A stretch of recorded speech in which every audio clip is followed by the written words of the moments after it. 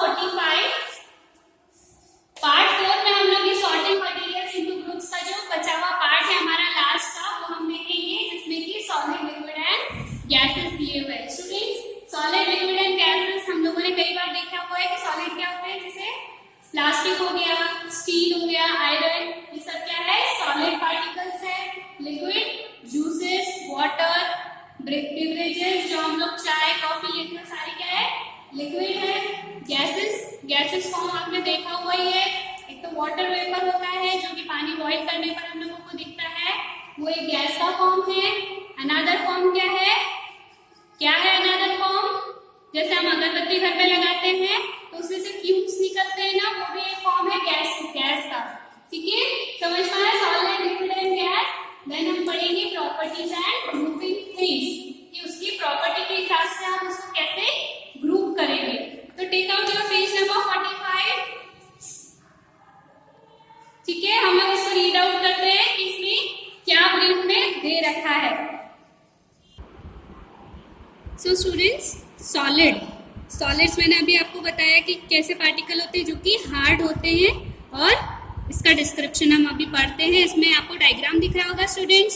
सम solids जैसे stone दे रखा है, कप दे रखा है, प्लेट है सिरामिक की, और एक और डायग्राम है जिसमें दे रखा है solids are made up of closely packed molecules. इसमें आपको मॉलिक्यूल्स दिख रहे हैं छोटे छोटे, ये सब मिलके एक एटम बनाते हैं, और ये मॉलिक्यूल्स बहुत पास में है ना, इसमें कोई भी गैप नहीं है, दिख रहा है आपको। जबकि आप लिक्विड का फॉर्म देखेंगे इधर ये वाले डायग्राम में, तो आप देख सकते हैं मॉलिक्यूल्स कितने दूर है, यहाँ पर गैप है ना। और इधर गैस का भी दे रखा है, गैस में तो काफी दूर है ना। तो आपको इसमें समझ में आएगा कि क्लोजली पैक्ड यानी पास में होना, ठीक है। लूजली पैक्ड यानी दूर होना, स्प्लिट्स, इसमें गैप आएगा बीच में, यानी कि ये लूजली पैक्ड मॉलिक्यूल्स है। और ये भी जैसे गैस का आप देख रहे हो कि बहुत ज्यादा अपार्ट है, ये एक दूसरे से दूर है ना। डिफरेंस समझ में आ रहा है सॉलिड, लिक्विड एंड गैस का।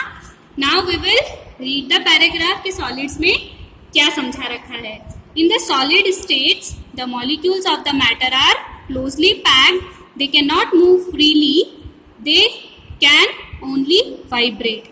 मतलब अगर हम लोग कोई स्टील का बर्तन है, उसको हम लोग हीट दे रहे हैं, अगर हमने गैस पे रख दिया है तो क्या होगा, हीट होना चालू हो जाएगा, राइट। तो क्यों होगा वो, क्योंकि उसके जो मॉलिक्यूल्स है बहुत पास में है। एक टाइम क्या होगा अगर हम लोग बहुत ज़्यादा हीट मतलब गैस को फुल कर देंगे तो क्या होगा कि वो बर्तन अगर बहुत ही पतला मेटल का बना हुआ है तो वो वाइब्रेट होना स्टार्ट हो जाएगा, है ना। तो वाइब्रेट होके क्या हो जाएगा, उसका जो कोर है वो क्या हो जाएगी, एकदम रेड हो जाएगी, है ना। तो तपेली या फिर अपन ने कोई भी बर्तन उस पर रखा है गैस पे और बहुत देर के लिए रखा है फुल हीट पे, तो क्या होगा, वो बहुत ज़्यादा हीट हो जाएगा, लाल हो जाएगा और फिर वाइब्रेट होना चालू हो जाएगा। तो यही इसमें एग्जाम्पल दे रखा है कि बहुत क्लोजली पैक्ड होते हैं, दे कैन नॉट मूव फ्रीली, ये कहीं भी जा नहीं सकते हैं, है ना, फ्रीज रहते हैं ये अपनी जगह पर वाइब्रेट कर सकते हैं। That is why the solids are rigid and have a definite shape. और इसीलिए जो सॉलिड है उसका एक डेफिनेट शेप होता है students. Metal mostly can not be compressed, metal को हम कंप्रेस्ड कर सकते हैं क्या, रबर को कर सकते हैं ना, पर मेटल को कर सकते हैं क्या कंप्रेस्ड, नहीं ना। तो यही है कि मेटल एक बहुत ही mostly can not be compressed, मतलब मेटल कंप्रेस्ड नहीं किया जा सकता, ये एक सॉलिड मेटल है। However, under the influence of the extreme force, some solids can change their shape but regain the same shape when the force is removed. मतलब कि अगर हम किसी भी मेटल पे बहुत ज़्यादा एक्सटर्नल फोर्स लगा रहे हैं तो कुछ टाइम के लिए क्या होगा, वो सॉलिड उसका शेप चेंज करेगा पर वापस से उसी शेप में आ जाएगा। जिसका एग्जांपल मैं आपको बताती हूँ, जैसे आपके पास ये स्केल है मेटल की, ठीक है, आपने इसको मोड़ दिया, ठीक है, मोड़ा, कितने समय के लिए मुड़ा हुआ रह सकता है, जब तक हम इस पे फोर्स लगा रहे हैं, जब तक मैं इसको खींच के रख रही हूँ, ठीक है। जैसे ही मैं इसको छोड़ दूंगी it will regain its shape, यानी कि वो अपना शेप वापस ले लेगा। यही वो शो कर रहा है कि कुछ इसमें जो एक्सटर्नल फोर्स लगाने पर जो सॉलिड रहते हैं वो अपना शेप चेंज कर लेते हैं, पर वापस अपना शेप ले लेते हैं जब हम उस पे से फोर्स हटा लेते हैं. Some solids can be compressed when subjected to the outside force. A solid substance also has a definite mass and volume. और इसका एक डेफिनेट मास है, स्केल का डेफिनेट वॉल्यूम है. इसको मैं किसी जगह रखूंगी तो इसकी जितनी लेंथ है उतनी लेंथ ये कवर करेगा, राइट. जैसे अभी आपको इस कैमरा में सिर्फ उतना ही पार्ट दिख रहा है जितना कि मोबाइल में स्क्रीन है, राइट. लेकिन ये स्केल तो देखा जाए तो बहुत बड़ी है, बहुत बड़ी है ना. तो ये इसमें शो कर रहा है स्टूडेंट्स कि जब a solid substance can also has a definite mass and volume. Now come to the liquid.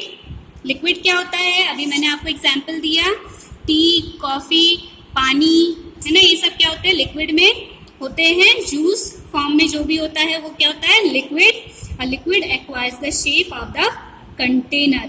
Container यानी कोई भी यूटेंसिल, जैसे इसमें जग और कप दे रखा है, ग्लास दे रखा है, तो हम क्या करते हैं, किसी भी लिक्विड को किसी बर्तन में या किसी यूटेंसिल में या किसी जग में, मग में डालते हैं तो क्या होता है, वो अपना शेप उस कंटेनर के हिसाब से ले लेता है, राइट. अगर हम बॉटल, जो मिल्क है अगर हम बॉटल में भरेंगे तो बॉटल में शिफ्ट हो जाएगा, बॉटल का शेप ले लेगा. अगर हम उसको निकाल के किसी बाउल में डालेंगे तो बाउल का शेप ले लेगा, राइट. वही बता रखा है. देन ये क्या है? Liquid are made up of loosely packed molecules. इसके जो मॉलिक्यूल्स है वो लूजली पैक्ड होते हैं, एकदम पास पास में नहीं होते जैसे कि हम लोगों ने सॉलिड में देखा था, right. Now come to the description. Matter in its liquid state has a definite mass and volume again. मैंने स्टील का आपको बताया ही था कि उसका भी क्या होता है? डेफिनेट मास एंड वॉल्यूम होता है. तो लिक्विड में भी बता रहे हैं कि matter in its liquid state has a definite mass and volume. It occupies the same amount of space but it does not have any definite shape. मतलब लिक्विड का कोई भी डेफिनेट शेप नहीं होता. लिक्विड पानी कैसा होता है? तरल होता है. हम उसको जिसमें शिफ्ट करेंगे वो उसका शेप ले लेगा, राइट.